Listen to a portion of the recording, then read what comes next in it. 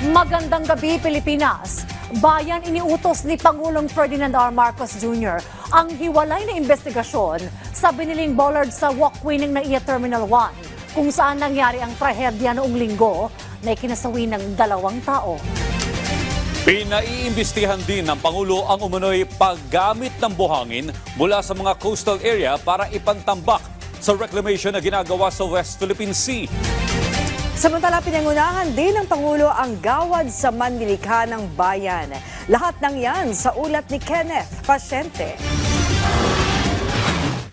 Ipinag-utos na ni Pangulong Ferdinand R. Marcos Jr. ang isang hiwalay na investigasyon sa disenyo, konstruksyon at procurement ng mga bollards sa walkway ng NAIA Terminal 1 matapos ang nangyaring trahedya na ikinasawi ng 2 katao kabilang ang isang bata. Ayon kay Palace Press Officer Attorney Claire Castro, inutusan ng Pangulo ang pagsuri sa teknikal na espesipikasyon at pagbili ng mga bollards na inilagay noong 2019 sa ilalim ng administrasyon ni dating Transportation Secretary Arthur Tugade. Nabigo ang mga bollards na pigilan ng isang SUV na bumangga sa walkway ng terminal. Tiniyak ng Malacanang na sasagutin ng mga concerned government officials ang utos ng Ombudsman kaugnay sa pag-aresto ng ICC kay dating Pangulong Rodrigo Duterte.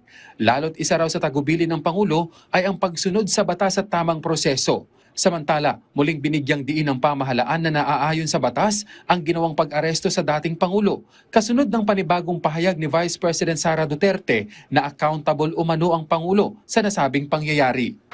Pinaiimbestigahan na rin ng punong ehekutibo ang umano'y paggamit ng buhangin mula sa mga coastal area para ipantambak sa reclamation na ginagawa sa West Philippine Sea. Ayon sa Malacanang, napag-alaman na raw ng Pangulo ang patungkol dito at agad na ipinag-utos ang agarang investigasyon.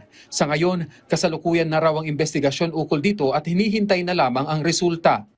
Pinangunahan naman ng Pangulo ang pagkilala sa gawad sa manlilikha ng Bayan 2023 sa siyam na natatanging tradisyonal na alagad ng sining.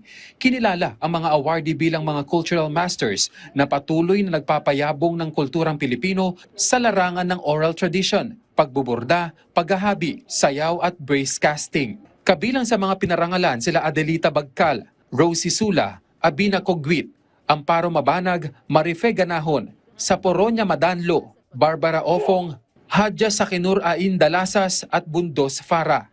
Inatasan naman ng Pangulo ang National Commission for Culture and the Arts na paigtingin pa ang mga programa sa pagtataguyod ng katutubong sining at tradisyon.